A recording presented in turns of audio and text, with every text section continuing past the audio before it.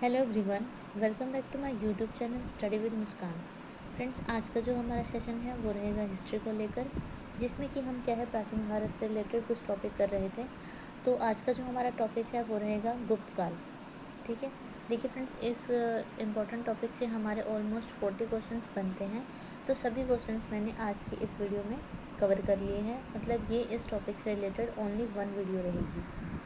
सभी questions important है, NCERT based है हमेशा की तरह। और फ्रेंड्स, वही क्वेश्चन सिलेक्ट किए हैं जो कि किसी न किसी एग्ज़ाम में पूछे हुए हैं। तो चलिए बिना देरी के स्टार्ट करते हैं अपने आज के सेशन को अपनी टैगलाइन के साथ, जो कि है रोज़ पढ़ें और आगे बढ़ें। हमारी वीडियो का आज का फर्स्ट क्वेश्चन है, दिल्ली की कुव्वत उल इस्लाम मस्जिद के प्रांगण में उन्नत प्रसिद्ध लोह स्तंभ जो है वो किसकी स्मृति में, किसकी याद में बनाया गया है। ऑप्शंस है हर्ष, अनंगपाल, अशोक या फिर चंद्र। तो करेक्ट आंसर रहेगा ऑप्शन डी, चंद्र। ठीक है, चंद्र की याद में क्या है, कुव्वत उल इस्लाम मस्जिद के प्रांगण में एक उन्नत प्रसिद्ध लोह स्तंभ बनाया गया है। देखिए फ्रेंड्स, अभी चंद्र है कौन से शासक हैं, गुप्त वंशीय जो शासक चंद्रगुप्त द्वितीय हैं। ठीक है, कौन से हैं, चंद्रगुप्त जो सेकंड है, जो द्वितीय हैं, उन्हीं को ही क्या है चंद्र कहा गया है। एक आपका स्तंभ रहेगा मेहरौली। ठीक है, मेहरौली जो स्तंभ है इसका जो क्या है 410 ईस्वी के आसपास क्या है उदयगिरी की पहाड़ियों के पास ही क्या है ये स्थित है। और इस पर क्या है, इसके शीर्ष भाग पर गरुड़ है जो उनका चिन्ह बना हुआ है। और इनको क्या है, जो गरुड़ है इनको भगवान विष्णु का वाहन भी समझा जाता है। इससे तो हमें ये पता चलता है कि जो चंद्रगुप्त हैं वो क्या, जो चंद्रगुप्त द्वितीय हैं वो क्या है विष्णु के उपासक थे। ठीक है, तो करेक्ट आंसर रहेगा चंद्र। सेकंड क्वेश्चन है, गुप्त साम्राज्य द्वारा निम्नलिखित में से किनको कर रहित कृषि भूमि प्रदान की गई थी। ऑप्शन है दरबारी विद्वानों को, सैन्य अधिकारियों को, ब्राह्मणों को, सिविल अधिकारियों को। तो करेक्ट आंसर रहेगा ऑप्शन सी, ब्राह्मणों को। देखिए फ्रेंड्स, गुप्त काल में जो भूमि ब्राह्मणों या फिर मंदिरों को दी जाती थी वे कर मुक्त होती थी। उन्हें बोला जाता था अग्रहार। ठीक है, ये इंपॉर्टेंट आपको नाम याद रखना है, उसे अग्रहार बोला जाता था। धार्मिक और शैक्षणिक उद्देश्यों की पूर्ति के लिए क्या है इस प्रकार की प्रक्रिया को क्या है अपनाया जाता था। नेक्स्ट क्वेश्चन है, गुप्त काल में वराह मिहिर ने प्रसिद्ध पुस्तक बृहद संहिता की रचना की। यह किस विषय पर आधारित थी, ये आपको बताना है। ऑप्शन है अर्थशास्त्र पर, खगोल विज्ञान पर, चिकित्सा की आयुर्वेद पद्धति पर या फिर शासन कला पर।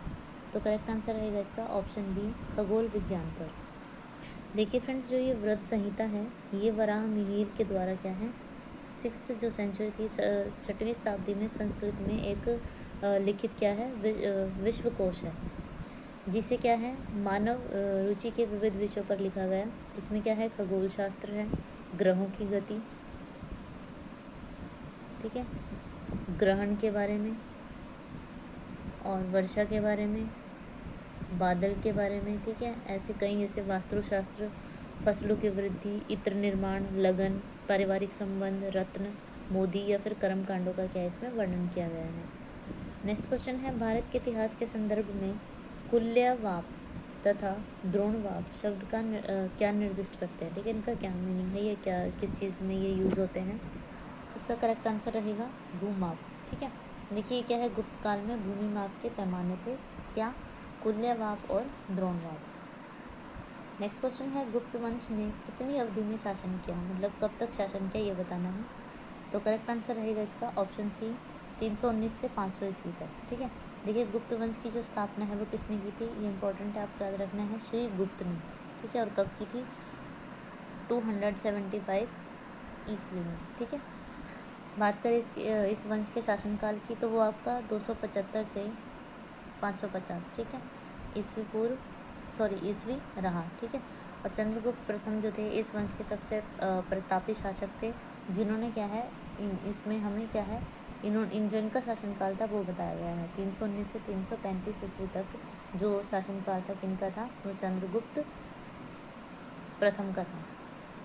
नेक्स्ट क्वेश्चन है, गुप्त काल में उत्तर भारतीय व्यापार निम्नलिखित में से किस बंदरगाह से संचालित होता था।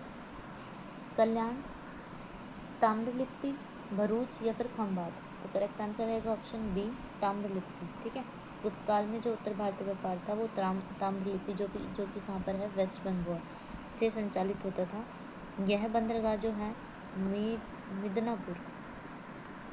मिदनापुर जिले के किसमें, तामलुक नामक स्थान पर स्थित है। ठीक है, नेक्स्ट क्वेश्चन है, चंद्रगुप्त मौर्य के संदर्भ में निम्नलिखित कथनों में से बताइए कि कौन सा कथन सही है। चंद्रगुप्त ने जीवन के अंतिम वर्षों में जैन धर्म को अपनाया, ये ठीक है। चाणक्य की सहायता से उसने नंदों को उखाड़ फेंका और मौर्य वंश की स्थापना की, ये भी करेक्ट है। अशोक उसका उत्तराधिकारी बना, ये नहीं है। तो ऑप्शन डी जो है हमारा करेक्ट आंसर रहेगा, फर्स्ट एंड सेकंड। अब देखिए जो गलत है यहाँ पर देख लेते हैं।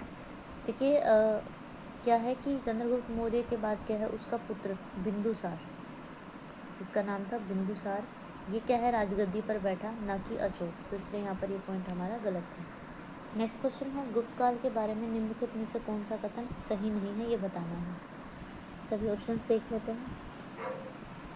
भूमि अनुदान ने भारत में कृषि दास्ता के उद्भव का तथा सामंती विकासों का रास्ता खोला, जिसके परिणाम स्वरूप क्या है, कृषक वर्ग में निराशा हुई। तो ये करेक्ट है। ऑप्शन बी है, पुजारियों एवं मंदिरों को प्रशासनिक एवं वित्तीय लाभदाताओं के साथ साथ भूमि तथा गांव के बढ़े हुए अनुदान दिए जाने से प्रशासनिक सत्ता का विकेंद्रीकरण प्रभावित था। तो ये भी सही है। नेक्स्ट है, संस्कृत भाषा एवं साहित्य सदियों के विकास के बाद शाही संरक्षण के माध्यम से वहाँ पहुँचा, जिसे शास्त्रीय प्रकर्ष के एक स्तर के रूप में वर्णित किया गया, ये भी करेक्ट है। ऑप्शन डी है, महिलाओं की स्थिति को पुनः परिभाषित किया गया, वे औपचारिक शिक्षा की हकदार थीं और इसी कारण से उस काल में महिलाएं शिक्षक, दार्शनिक और डॉक्टर भी थी। समय पूर्व विवाह कानून द्वारा निषेध था तथा उन्हें संपत्ति का अधिकार था। ये ऑप्शन गलत है। देखिए फ्रेंड्स, गुप्त काल में संस्कृत राजकीय भाषा के रूप में प्रतिष्ठित हुई और व्यवहारिक रूप से क्या है, जो स्त्रियों की जो सिचुएशन थी उसमें क्या है, बहुत ज़्यादा गिरावट आई। तो इसलिए हमारे लास्ट ऑप्शन गलत था। नेक्स्ट क्वेश्चन है, गुप्त काल में लिखित संस्कृत नाटकों में स्त्री और शूद्र क्या बोलते थे। ठीक है, मतलब क्या भाषा बोलते थे, ऐसा बोल सकते हो। ऑप्शन है सोरसनी, प्राकृत, पाली या फिर संस्कृत। तो फ्रेंड्स वो सभी बोलते थे प्राकृत भाषा। ठीक है, गुप्तकालीन नाटकों में जो निम्न सामाजिक स्तर के लोग थे, जैसे शूद्र, स्त्रियों को भी निम्न सामाजिक स्तर के रूप में ही देखा जाता था, वो क्या है, प्राकृत एवं उच्च सामाजिक स्तर के लोग संस्कृत बोलते थे, याद रखना आपको। ठीक है, निम्न स्तर के लोग प्राकृतिक भाषा बोलते थे, प्राकृत भाषा बोलते थे। ठीक है, और जो उच्च सामाजिक स्तर के लोग थे वो संस्कृत बोलते थे। नेक्स्ट क्वेश्चन है, चंद्रगुप्त के नवरत्नों में से निम्नलिखित में से कौन फलित ज्योतिष से संबंधित था। तो करेक्ट आंसर रहेगा ऑप्शन बी, शपनक। ठीक है, देखिए जो चंद्रगुप्त विक्रमादित्य थे उसके उनके क्या है, उनके नवरत्न जो थे उनका नाम देखते हैं एक बार, क्या थे, कालिदास जो कि महाकवि थे, धन्वंतरी जो कि क्या थे, चिकित्सक थे, वराह मिहिर जो कि खगोल विज्ञानी थे, फिर थे अमर सिंह जो कि कोशकार थे, अमर सिंह, शंकु वो क्या थे, वास्तुकार थे, वास्तुकार। ठीक है, शपनक जिसके बारे में क्वेश्चन में पूछा गया है, ये क्या थे, फलित ज्योतिषी थे। वर रुचि ये क्या थे, ये व्याकरण के ज्ञाता थे। वेताल भट्टू जो थे ये क्या थे, जादूगर थे। वेताल है ये, वेताल भट्टू क्या थे, जादूगर। और लास्ट घटक पर, ठीक है, ये क्या थे, ये कूटनीतिज्ञ थे। तो फ्रेंड्स ये कुछ नवरत्न थे इनके। ठीक है, 1 2 3 4 5 6 7 8 9। ठीक है, ये पूरे 9 क्या है, नवरत्न थे किसके, चंद्रगुप्त के। तो किसी भी नाम के बारे में आपसे पूछ लिया जाएगा क्वेश्चन में, तो सभी नाम को आपने ध्यान में रखना है। नेक्स्ट क्वेश्चन है, समुद्रगुप्त द्वारा अपने दक्षिण अभियान में निम्नलिखित राज्यों में से किन पर विजय प्राप्त की। उन्होंने अपने दक्षिण अभियान में कौन कौन से क्षेत्र है जिन पर इन्होंने विजय प्राप्त की थी। तो करेक्ट आंसर रहेगा ऑप्शन डी सभी, यानी कि कोट्टूर, पृष्ठपुर और अवमुख। ठीक है, इन सभी पर क्या है, इन्होंने विजय प्राप्त की। देखिए फ्रेंड्स, जो समुद्रगुप्त थे उन्होंने क्या है, दक्षिण अभियान के दौरान दक्षिण भारत के 12 राज्यों और उनके शासकों को पराजित किया, जिसका वर्णन किसमें मिलता है आपको, प्रयाग प्रशस्ति में। ठीक है, प्रयाग प्रशस्ति में इसका वर्णन मिलता है। नेक्स्ट क्वेश्चन है, अभिज्ञान शाकुंतलम लिखने से पहले कालिदास। अब देखिए यहाँ से एक बात पता चलती है कि जो अभिज्ञान शाकुंतलम है उसको किसने लिखा है, कालिदास ने। ठीक है, इसको लिखने से पहले कालिदास ने निम्नलिखित में से कौन से 2 नाटक लिखे थे? तो इसका करेक्ट आंसर रहेगा हमारा ऑप्शन डी, यानी कि फर्स्ट और सेकंड, मालवी काग्निमित्रम। ठीक है, और सेकंड क्या है, विक्रमोर्वशीय। ठीक है, ये दोनों के दोनों नाटक इन्होंने लिखे थे अभिज्ञान शाकुंतलम लिखने से पहले। देखिए फ्रेंड्स, इनकी अन्य रचनाएं हैं, इनके बारे में भी जान लेते हैं। इन्होंने क्या है, महाकाव्य, एक महाकाव्य कविता लिखी। ठीक है, जिसका नाम क्या था, रघुवंशम और कुमार संभव, कुमार संभवम। ठीक है, देखिए ये नाम इम्पोर्टेंट है, आपसे ये क्वेश्चन में हमेशा पूछे जाते हैं, तो प्लीज़ इनको ध्यान से देखिए। और इन्होंने खंड काव्य लिखा। ठीक है, वो क्या था, मेघदूत और ऋतु संहार। ठीक है, तो ये सभी आपको नाम ध्यान में रखना है। नेक्स्ट क्वेश्चन है, प्राचीन भारत का प्रसिद्ध शासक कौन था जिसने अपने जीवन के अंतिम दिनों में जैन धर्म को अपना लिया था? चंद्रगुप्त, समुद्रगुप्त, बिंदुसार या फिर अशोक? तो करेक्ट आंसर रहेगा ऑप्शन ए, चंद्रगुप्त। चंद्रगुप्त ने क्या है, लास्ट में अपने टाइम में क्या है, जैन धर्म को अपना लिया था। जैन साधु भद्रबाहु से जैन धर्म की दीक्षा लेकर इन्होंने जैन धर्म स्वीकार किया, और 298 ईस्वी पूर्व में। ठीक है, इन्होंने क्या है, जो स्वर्ण बेलगोला स्थित चंद्रगिरी पहाड़ी पर क्या है, उपवास द्वारा अपना शरीर त्याग दिया था। उपवास द्वारा शरीर त्याग के इस विधि को ही जैन धर्म में क्या बोला जाता है, संलेखन बोला जाता है। उपवास द्वारा अपने शरीर को त्याग देना जैन धर्म में क्या कहलाता है, संलेखन कहलाता है। नेक्स्ट क्वेश्चन है, गुप्त साम्राज्य के पतन के विभिन्न कारण थे। ठीक है, उन नीचे दिए गए जो कारण हैं इनमें से आपको बताना है कि कौन सा कारण नहीं था, तो हम सभी देखेंगे। फर्स्ट है, उत्तरवर्ती गुप्तों का बौद्ध धर्म स्वीकार कर लेना, ये कारण सही है। प्रशासन का सामंत्य हो जाना, ये भी ठीक है। हूण आक्रमण, ये भी सही है। अरब आक्रमण, ये नहीं है। ठीक है, तो लास्ट जो है हमारा ये गलत रहेगा, नहीं है। हूण आक्रमण, प्रशासन का सामंत्य ढांचा और उदारवर्ती गुप्तों का बौद्ध धर्म में शामिल हो जाना, ये सभी क्या है, गुप्त साम्राज्य के पतन के कारण रहे। अरब आक्रमण का इस घटना से कोई लेना देना नहीं है, क्योंकि अरब आक्रमण का जो काल है वो बहुत बाद का है। ठीक है, तो करेक्ट आंसर रहेगा हमारा ऑप्शन डी। नेक्स्ट क्वेश्चन है, विजयनगर साम्राज्य से संबंधित कौन सा कथन सही है, ये बताना है। देखिए, भू राजस्व की दर कुल उपज का 1/4 भाग थी, ये क्या है, गलत है। नायक को अमरम प्रदान किया जाता था, ये ठीक है। विवाह कर वर पक्ष से लिया जाता था, तथा विधवा से विवाह करने वाले इस कर से क्या है, ये पर नहीं है, कर से मुक्त थे। तो जो इसका कारण सही है वो क्या है, ऑप्शन डी, यानी कि सेकंड जो है यानी कि वो सही रहेगा, ये गलत है। ठीक है, देखिए, विवाह कर वर और वधू दोनों से लिया जाता था, न कि सिर्फ एक पक्ष से।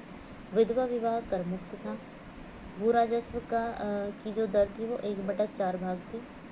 विजयनगरीय नायक जो थे वो भू सामंत थे, जिन्हें राजा के वेतन के बदले सेना के रख रखाव के लिए विशेष भूखंड देता था, और इनको ही क्या है, अमरम कहा जाता था। ठीक है, नेक्स्ट क्वेश्चन है, निम्नलिखित में गुप्तकालीन शिक्षा से संबंधित कौन सा कथन सही नहीं है, ये बताना है।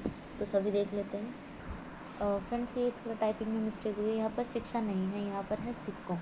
ठीक है, सिक्कों, यानी निम्नलिखित में से गुप्तकालीन सिक्कों से संबंधित कौन सा कथन सही नहीं है, ये बताना है। यहाँ पर भी क्या है, सिक्कों ही है, सिक्कों के अग्रभाग। ठीक है, फर्स्ट ऑप्शन देख लेते हैं। सिक्कों के अग्रभाग पर राजाओं की आकृति उगेरी गई थी, और पृष्ठ भाग पर क्या है, देव प्रतिमाओं की। तो ये हमारा करेक्ट रहेगा। चंद्रगुप्त द्वितीय, कुमार गुप्त द्वितीय और स्कंद गुप्त तथा बुध गुप्त ने चांदी के सिक्के जारी किए थे, ये भी सही है। नेक्स्ट है, गुप्त राजाओं ने बड़ी संख्या में सोने के सिक्के जारी किए, जिन्हें क्या है, दिनार कहते थे, ये भी सही है। गुप्त राजाओं द्वारा जारी किए गए सिक्के सबसे अधिक क्या थे, तांबे के हुआ करते थे, ये गलत है। ठीक है, देखिए, जो गुप्त शासक थे उनके द्वारा बड़ी संख्या में सोने के सिक्के से अर्थव्यवस्था के उत्कर्ष की स्थिति का पता लगा जा सकता है। और गुप्त के काल क्या है, अपने सोने के सिक्कों के लिए ही फेमस है। इन्होंने चांदी के सिक्के भी जारी किए थे। हालांकि जो तांबा, कांसे या फिर किसी अन्य मिश्र धातु से बने सिक्के दुर्लभ हैं, मतलब इससे नहीं मिले हैं। एक पॉइंट याद रखना है कि गुप्त सोने के सिक्कों को क्या है, दिनार के नाम से जाना जाता था, और वे संख्यात्मक और कलात्मक उत्कृष्टता के सबसे अच्छे क्या है, उदाहरण हुआ करते थे। और जैसे कि हमें यहाँ पर ऑप्शन में बताया कि आमतौर पर क्या है, सिक्कों पर शासक सम्राट का चित्रण किया जाता था और पिछले भाग में एक देवी का चित्र बनाया जाता था।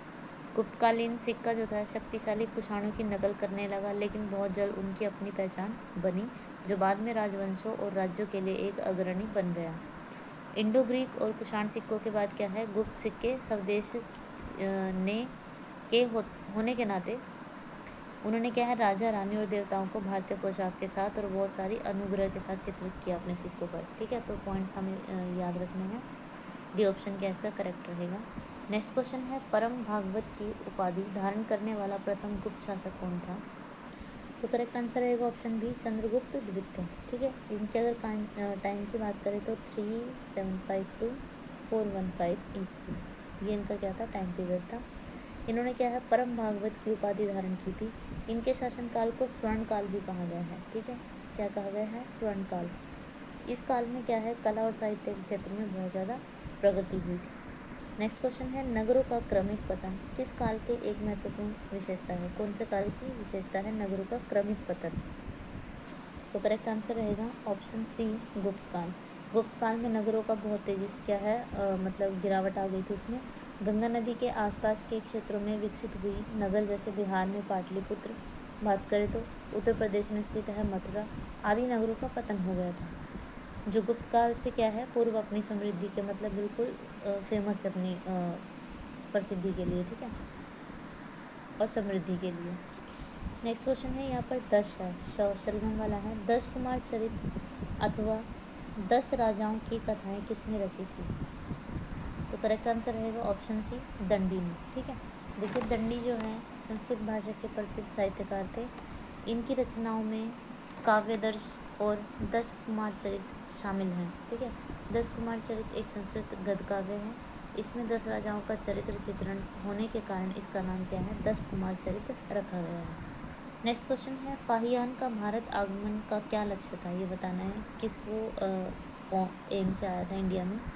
तो इसका डायरेक्ट आंसर करते हैं, ऑप्शन बी जो है करेक्ट रहेगा, बौद्ध संस्थानों को देखना, बौद्ध पांडुलिपियों की प्रतियों का संग्रह करना, उन्हें इकट्ठा करना इसका एम था। देखिए, जानते हैं फाहियान के बारे में। जो फाहियान है वो क्या है, एक चीनी बौद्ध भिक्षु थे, यात्री भी थे, लेखक भी थे और एक अनुवादक भी थे, जो कि 399 ईस्वी से लेकर 412 तक क्या है, भारत में रहे। श्रीलंका और आधुनिक नेपाल इन जगह पर वो गौतम बुद्ध के जन्मस्थल कपिलवस्तु धर्म यात्रा पर वो निकले। उनका जो ध्येय था, यानी कि उनका जो एम था वो क्या था, भाई यहाँ से बौद्ध ग्रंथ एकत्रित करके उन्हें वापस चीन जाना है। और इस जो इनकी पूरी यात्रा थी, इसका उन्होंने वर्णन किस में किया है, बौद्ध धर्म अपने वृत्तांतों में किया है। और इसकी यात्रा के समय क्या है, इंडिया के अंदर गुप्त राजवंश के चंद्रगुप्त विक्रमादित्य का काल था। तो कई बार आपसे समकालीन भी पूछ लिया जाता है, तो वो भी आपको याद रखना है। नेक्स्ट क्वेश्चन है, हुनों ने भारत पर आक्रमण किस काल में किया था? तो करेक्ट आंसर रहेगा ऑप्शन बी, चंद्रगुप्त द्वितीय के शासनकाल में।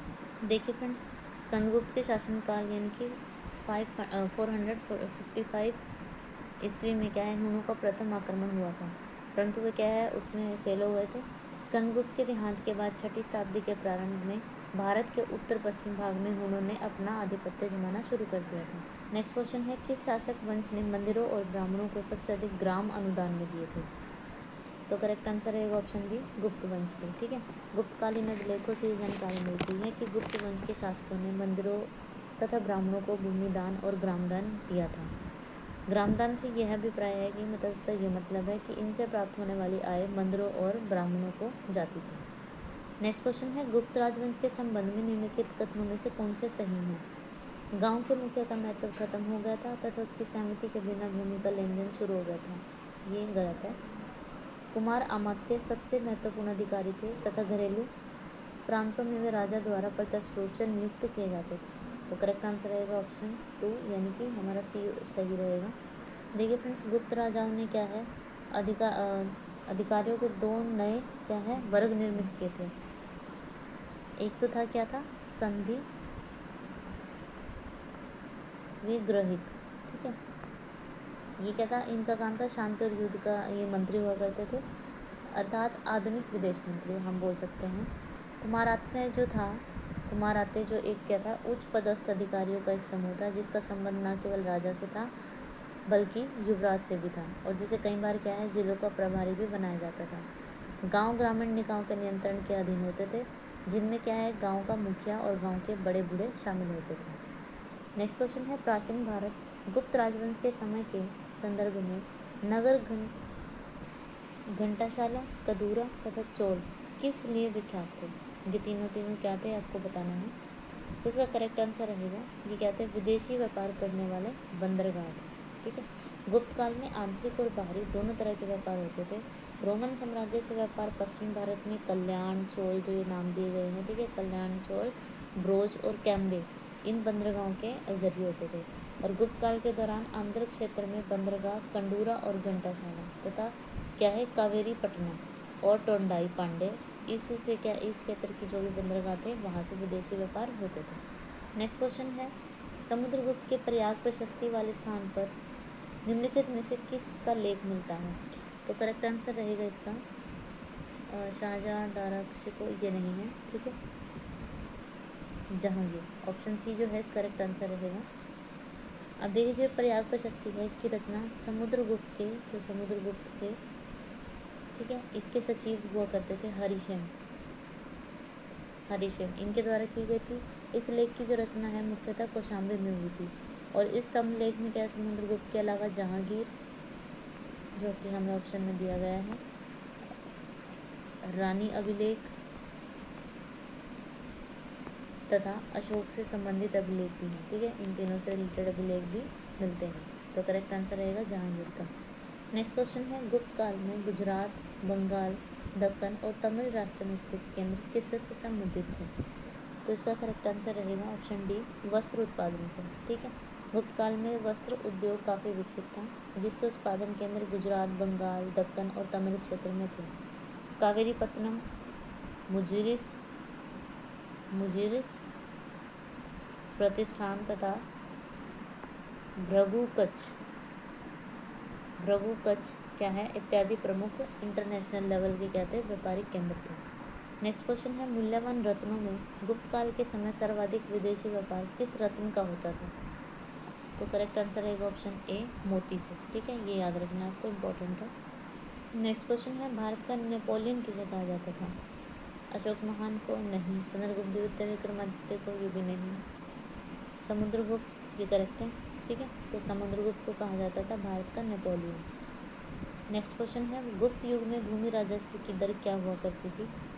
तो करेक्ट आंसर रहेगा इसका ऑप्शन डी, उपज का 6वां भाग, ठीक है, 6वां भाग जो है क्या था, भूमि राजस्व की दर हुआ करती थी। और इसको भूमि कर को कहा जाता था उदंग तथा भागकर, ठीक है, उदंग तथा भागकर कहा जाता था, उदंग।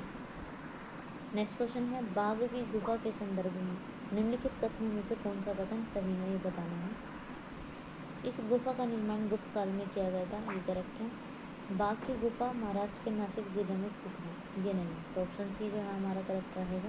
देखिए बाघ की जो गुफाएं हैं वो एमपी के धार जिले में विंध्य श्रृंखला में नर्मदा की सहायक नदी बाघ नदी के किनारे स्थित है, ठीक है, इसलिए क्या है हमारा ये सी ऑप्शन ठीक रहेगा। नेक्स्ट क्वेश्चन है, गुप्त शासकों द्वारा जारी किए गए चांदी के सिक्के क्या कहलाते थे। तो इसका करेक्ट आंसर रहेगा ऑप्शन सी, रूपक। देखिए जो गुप्त शासकों ने चांदी के सिक्के जारी किए थे उनको क्या कहा जाता था, रूपक कहा जाता था। और ये जो थे 32.36 ग्रेड के थे। शासकों में सर्वप्रथम चंद्रगुप्त द्वितीय ने चांदी के सिक्के चलाए थे। दिनार जो थे वो सोने के हुआ करते थे, और कारछापन जो चांदी के जो कारछापन थे ये क्या है, ये चांदी के सिक्के हुआ करते थे। और तांबे के सिक्के गुप्त पूर्व जो थे वो थे, ठीक है, क्योंकि उन्होंने नहीं चलाए थे तांबे के सिक्के, तथा पर्ण तांबे का सिक्का होता था, ये वाला, ठीक है। हाँ, इन्होंने नहीं चलाए थे, लेकिन क्या है, तांबे के सिक्कों को क्या है, पर्ण कहा जाता था। नेक्स्ट क्वेश्चन है, नालंदा विश्वविद्यालय की स्थापना किस गुप्त शासक द्वारा की गई थी? तो करेक्ट आंसर रहेगा हमारा ऑप्शन बी, कुमार गुप्त सेकंड के द्वारा। ठीक है, इन्होंने क्या है, नालंदा विश्वविद्यालय की स्थापना की थी। नेक्स्ट क्वेश्चन है, रजत सिक्के जारी करने वाला प्रथम गुप्त शासक कौन सा था? रजत सिक्के जारी करने वाला, तो करेक्ट आंसर है ऑप्शन बी, चंद्रगुप्त द्वितीय। ठीक है, चंद्रगुप्त द्वितीय जो थे, ये क्या है, ये पहले शासक थे, गुप्त शासक थे, जिन्होंने क्या रजत सिक्के जारी किए थे। और देखिए, चंद्रगुप्त द्वितीय को चंद्रगुप्त विक्रमादित्य भी कहा जाता है। और ये जो रजत सिक्के थे, ये क्या, शक मुद्राओं के अनुकरण करके बनाए गए थे। ठीक है, नेक्स्ट क्वेश्चन है, प्राचीन भारत का नेपोलियन किसे कहा जाता है? देखिए, हमने सेम ऐसा ही क्वेश्चन पीछे अभी किया है, उसमें क्या था, उसमें भारत का नेपोलियन पूछा गया था। लेकिन यहाँ पर क्वेश्चन में थोड़ा आपको कंफ्यूज नहीं होना है, यहाँ पर पूछा गया है प्राचीन भारत का नेपोलियन किसे कहा जाता था। ठीक है, भारत का नेपोलियन किसे कहा जाता था? समुद्रगुप्त को, जो कि हमने डिस्कस किया। और अब प्राचीन भारत का नेपोलियन पूछा है, तो वो किसे कहा जाता है? वो भी समुद्रगुप्त को कहा जाता है। क्वेश्चन आपसे कैसे पूछ सकते हैं, तो आपको कंफ्यूज नहीं होना है। तो आंसर रहेगा हमारा ऑप्शन बी, समुद्रगुप्त। सती प्रथा का प्रथम अभिलेख, ये नहीं है, अभिलेख के जो साक्ष्य हैं वो कहाँ से प्राप्त हुए हैं? ऑप्शंस देख लेते हैं सभी। करेक्ट आंसर रहेगा इसका एरन, डी से, सॉरी एरन से। ठीक है, सती प्रथा का प्रथम साक्ष्य जो है एरन यानी कि एमपी से, कहाँ पर है ये, एमपी से प्राप्त हुआ था, जिसमें क्या है, गोपराज नामक सेनापति की स्त्री के सती होने का उल्लेख किया गया है। और यह जो अभिलेख है, ये 510 ईस्वी का है। नेक्स्ट क्वेश्चन है, गुप्त सम्राट जिसने हुनों को पराजित किया था, वो कौन थे? तो करेक्ट आंसर रहेगा option B, Samudragupta. Next question है, गुप्तकालीन मंदिरों से संबंधित कथनों पर विचार करके बताइए कि कौन सा सही है। भीतरगांव और सिरपुर के मंदिर को छोड़कर सभी मंदिर ईंटों से निर्मित थे। गलत है। मंदिर का गर्भगृह चौकोर तथा वर्गाकार होता था तथा दो ओर से प्रवेश द्वार बने हुए थे। ये भी गलत है। इस काल में पंचायतन शैली के मंदिर बनाए जाने शुरू किए गए, तो ये भी सही है। गर्भगृह के चारों ओर प्रदक्षिण पथ बनाया गया था। ठीक है, तो ये भी करेक्ट है, यानी कि ऑप्शन ई इसका हमारा सही रहेगा। थर्ड एंड फोर्थ, देखिए फ्रेंड्स, भीतरगांव और सिरपुर के मंदिर छोटे ईंटों से बने हुए थे, लेकिन जबकि अगर अन्य मंदिरों की बात करें तो ये पाषाण निर्मित थे। और देखिए, गुप्त काल में जो मंदिर थे उनका निर्माण चबूतरों पर होता था, जिस पर चढ़ने के लिए चारों ओर से सीढ़ियाँ बनाई जाती थी। निम्नलिखित में से कौन सा कथन सही है, बताना है। गुप्त राजाओं ने सर्वाधिक शुद्ध स्वर्ण मुद्राएं जारी की, जिन्हें गुप्त अभिलेखों में दिनार कहा गया। गलत है। गुप्त काल में कन्नौज सर्वाधिक महत्वपूर्ण व्यापारिक केंद्र था। ये भी गलत है, यानी कि ऑप्शन सी हमारा सही रहेगा। दोनों कथन असत्य हैं। देखिए, गुप्त काल का जो सर्वाधिक महत्वपूर्ण व्यापारिक केंद्र था वो उज्जैन था, उज्जैन। ठीक है, गुप्त काल शासकों ने सर्वाधिक स्वर्ण मुद्राएं जारी की, जिन्हें उनके अभिलेखों में दिनार कहा गया है। लेकिन सबसे शुद्ध स्वर्ण मुद्राएं जारी करने का श्रेय सिर्फ किनको जाता है? कुषाण शासकों को जाता है। ठीक है, तो करेक्ट आंसर क्या था हमारा? सी। तो फ्रेंड्स, आज की जो हमारी वीडियो है यहीं पर ख़त्म होती है। ये हमारी वीडियो का लास्ट क्वेश्चन था। आई होप कि आपको वीडियो अच्छी लगी होगी, क्वेश्चंस अच्छे लगे होंगे। तो अगर आपको मेरी वीडियो अच्छी लगी है तो प्लीज़ वीडियो को लाइक कीजिए, शेयर कीजिए अपने फ्रेंड्स एंड फैमिली के साथ, या जो लोग भी तैयारी कर रहे हैं। ठीक है, और अगर आप मेरे चैनल पर नए हो तो प्लीज़ चैनल को सब्सक्राइब ज़रूर कीजिए। अगर आप किसी भी एग्ज़ाम की तैयारी कर रहे हो तो सभी वीडियोज़ आपके लिए यूजफुल रहेंगी, तो प्लीज़ सभी वीडियोज़ को ज़रूर देखें। आने वाले अपडेशन के लिए सब्सक्राइब ज़रूर करें। और फ्रेंड्स, लास्ट में इतना कहना चाहूँगी कि अगर आपको वीडियो से रिलेटेड या मटेरियल से रिलेटेड कोई भी आपकी क्वेरी है या फिर कोई भी आपका सजेशन है, तो प्लीज़ आप मेरे को कमेंट बॉक्स में कमेंट कर सकते हो, जो कि मेरे लिए भी बहुत यूज़फुल रहेगा। तो friends, thank you so much for watching my video, और जल्दी ही मिलते हैं एक नए टॉपिक के साथ। तब तक आप अपनी स्टडी अच्छे से करते रहिए, और मेरी सभी वीडियोज़ को प्लीज़ लास्ट तक ज़रूर देखिए। Thank you so much.